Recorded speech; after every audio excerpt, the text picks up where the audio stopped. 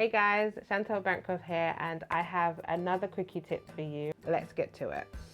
I lined up my blue lines that indicated my seam allowance against this marking here, and this marking here is the right needle on my machine, and the measurement from my needle, that right needle on the machine, to that point here that I've marked off in pencil, that's 3/8, and 3/8 is equal to 1 centimeter. So when I'm going around these sharp corners, I get to a point when I'm sewing, I cannot see where the seam allowance is because this piece of material is under like that, and that material is back like that. And there's just no way to be able to guide it around like you would with a sewing machine.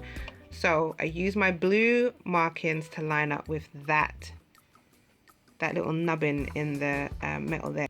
This little cheat is that cutting around corners was always really super difficult on the overlocker, because unlike the sewing machine, putting your needle in and turning, not that simple on here, right? Very different to a sewing machine. So this is my tip. If you have a corner or a round edge, let me show you a round edge. If you have a round edge that you are sewing, so if you're going round a corner that is super difficult, this is my quickie tip.